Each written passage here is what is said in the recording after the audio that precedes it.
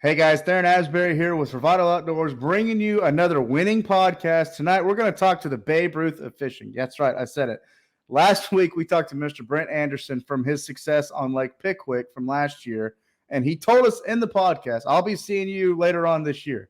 Well, the man called his shot because this last weekend, he decided to go fish the Music City BFL event, and he won the tournament on Dale Hollow Lake. So, literally, we've talked to him last week. We're talking to him this week.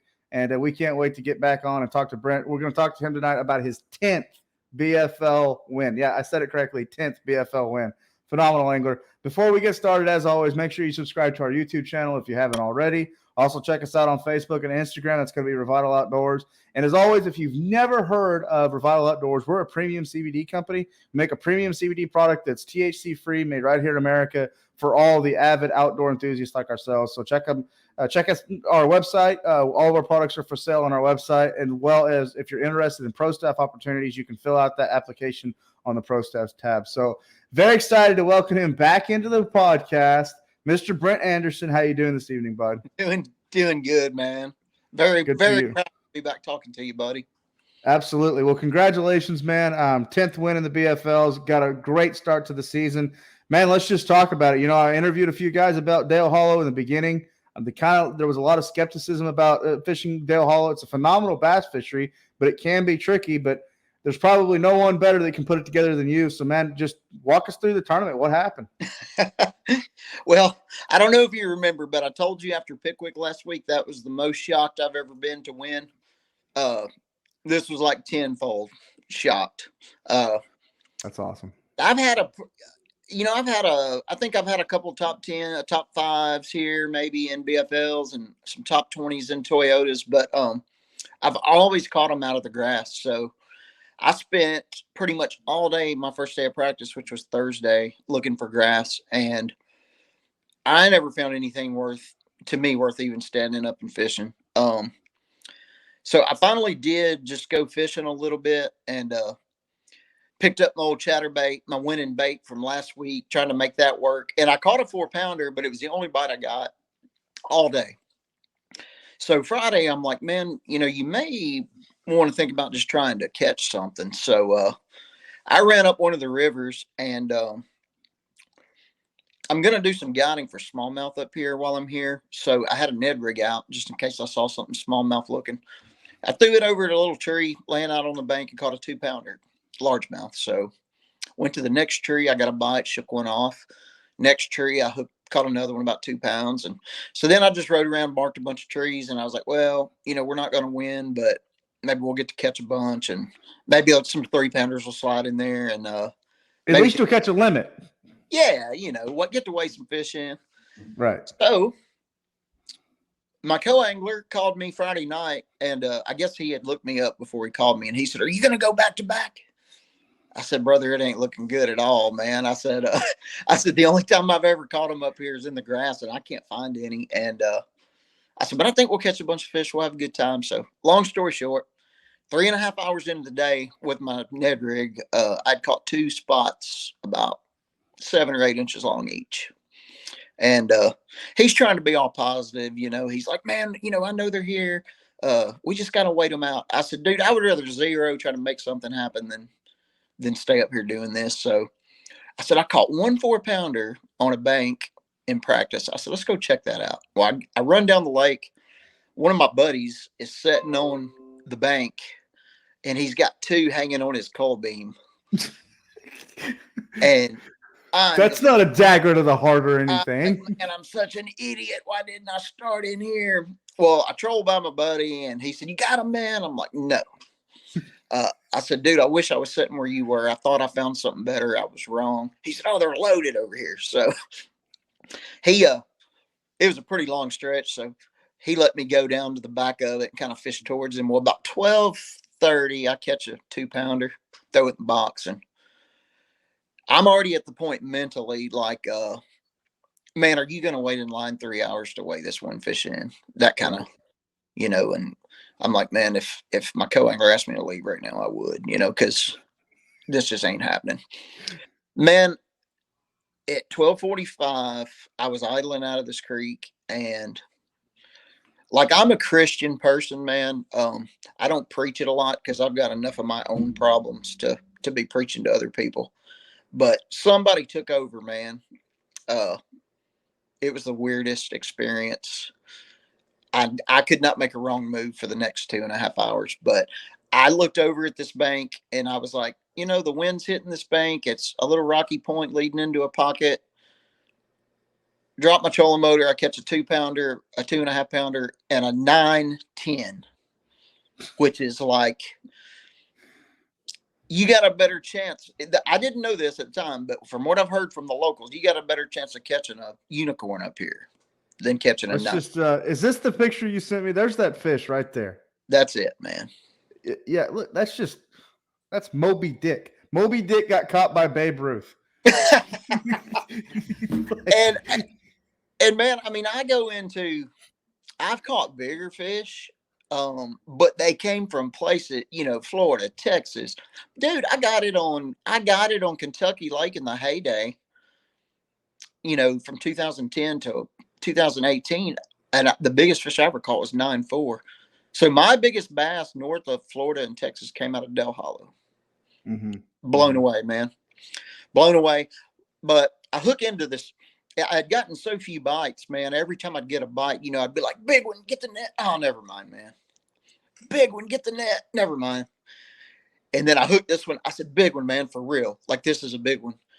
But still, in my brain, I'm thinking Del Hollow, it's going to be a 4.5, 5-pounder. Right. That thing comes up, man. And, that big, I'm trying to get in the camera, that big old bucket mouth, and it couldn't even get out of the water. And I immediately just went into a trance. And it took me 2 days to snap out of it. So he nets the fish. And I said, dude, is that real? Did that just happen?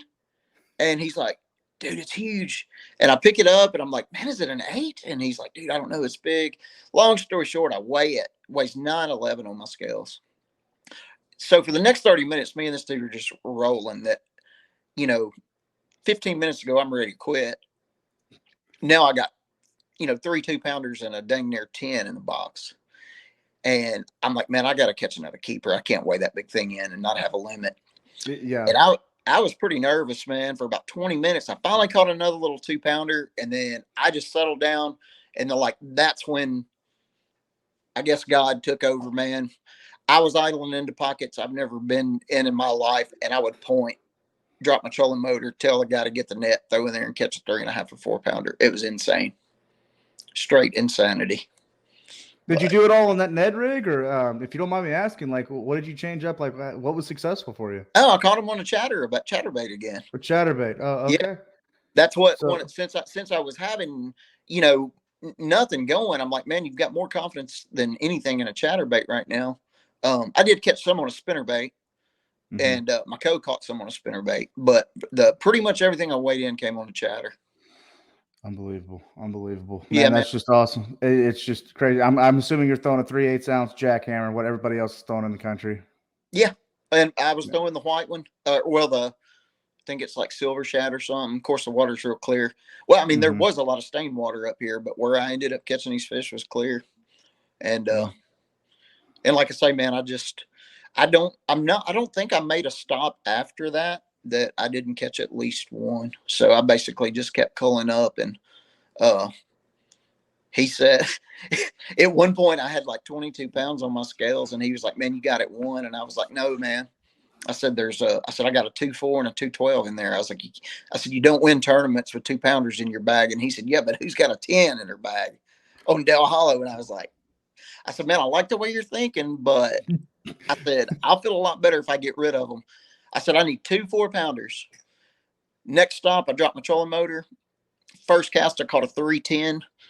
And I looked at him and I said, there's a 4-pounder between here and that tree right there. I just got to make it bite. And 2 casts later, I caught a 4.2. It was nuts, man.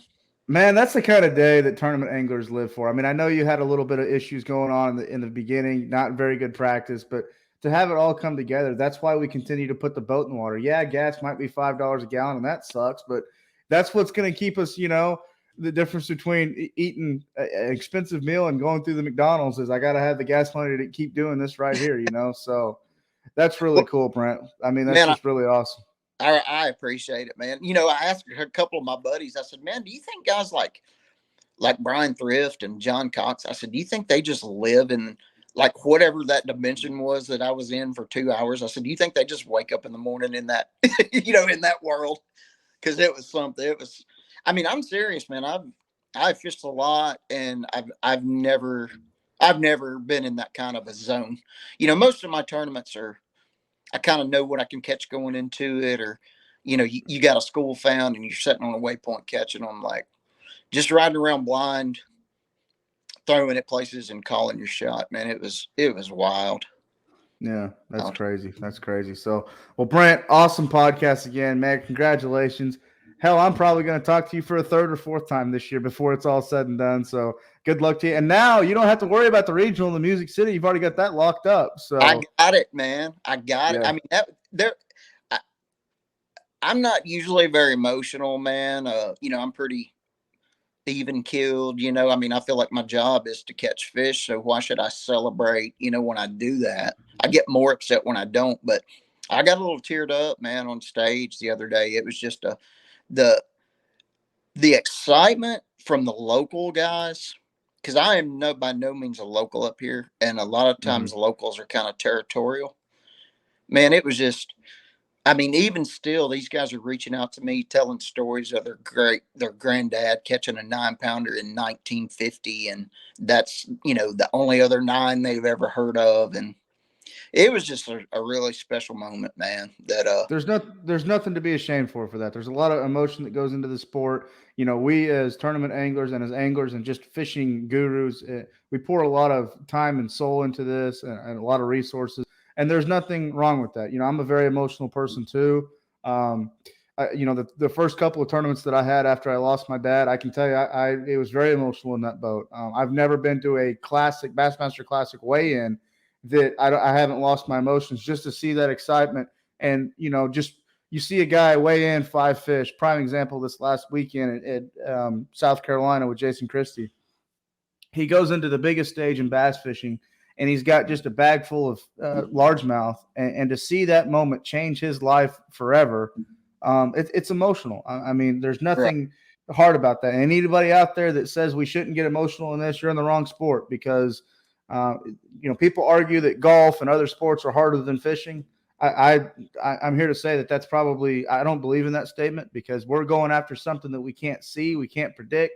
The playing field always changes. Weather is a huge factor into it, and you know, it's just very emotional. So never be sorry for that. So, well, Brent, I know again you got a lot of people that support you. I know you got a lot of goals for the rest of the year. So we just want to give you a moment before we get off here, to talk about those people that support you, and what you're looking forward for the rest of the 2022 season.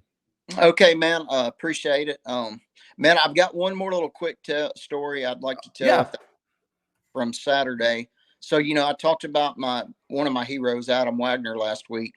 yeah. Uh, he's the all time leading winner uh, in MLF history with Mm-hmm. 6 wins.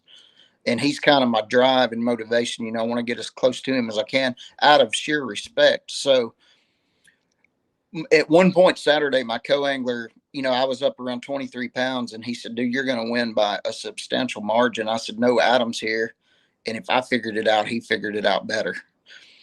Well, I idle in and find out, unfortunately, Adam had, for him, a very, you know, slow day. Uh, when he found out what I had, especially that big fish, the king, the goat of Del Hollow, got into my boat and helped me bag my fish, man. And that was like Really. that. This is crazy to a lot of people, but I said, man, the only way I can make people understand the feeling, I said, this would be like me playing Kobe Bryant 1-on-1 9 times, and I beat him once, and he gave me the game ball. Like that was how I felt, man. Having Adam, you know, that as excited as Adam gets, but he said, I've never Yeah. thing. I want to see it. I want to see this. And I was like, that was really special. But anyways, man, Ashmore Marine Products, they're my title sponsor, man. They're the reason I'm able to do it. Commonwealth Controls, Phoenix Boats, Mercury, Lowrance, Bahio sunglasses, Luz, Redemption rods, mom and dad, Lord and Savior Jesus Christ. Just it takes it all, man, to make it out here.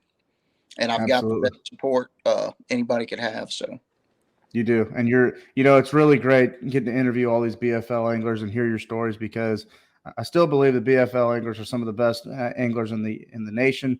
They grind their teeth every weekend on these lakes, and they have to compete against such horrible odds and such great anglers. You talked about Adam Wagner. We're talking about a guy that has only ever fished weekend warrior tournaments, but he's almost amassed $500,000 doing so. He's probably exceeded that by now. He's a 16-time winner in the BFLs. He's qualified for the Bassmaster Classic. He's an open winner. He's qualified for the Forest Wood Cup. He won the BFL All-American in 2009. I mean, God, the list just gets, yeah. he has made a career for himself that guys on the Elite Series and the BPT will probably never get to. Yeah. It's just that phenomenal. That's not even nobody even has any idea that the guy's won $80,000, $90,000, $100,000 a year for 25 years fishing local stuff, that's not on the internet. I mean, Right. like I say, he's one of my heroes, man, and one of the greatest dudes you'll ever meet. And I mean, he was a big part of what happened to me Saturday, just wanting to be in the same conversation as him for one day, man, in his backyard. Absolutely. Absolutely. And it's great that you guys have a great friendship, and that's what we're out here to do. There's a lot of people out there right now, and I don't want to get off on a tangent about politics, but there's a lot of political things happening in the bass fishing world right now. There's a lot of guys just chasing the sponsors, just chasing the money, trying to get in a hurry to get in the spotlight too quickly. And Brent, what you just described right there with your story with Adam is something that I think is a true testament that every angler needs to listen, especially the young guys that are up and coming. They need to listen to. It's about friendship. It's about fishing. It's about being out in God's creation, and it's about enjoying the moment. That's why God created the sport of fishing. That's why we're here on this earth, and that's the most important thing. The glitz, the glamour, the $100,000 boats, the signing autographs, the million followers on social media, it doesn't compare anything at all to what the true meaning behind fishing and friendship and fellowship is. Yeah. So, absolutely. Amen, so, Brent, thank you. Brent, thank you for coming on to our podcast. I'm sure I'll be talking to you again very, very soon. And from all of us at Revital Outdoors, again, you've been talking to Mr. Brent Anderson, the recent winner from the Music City division of the BFLs with Major League Fishing on Dale Hollow.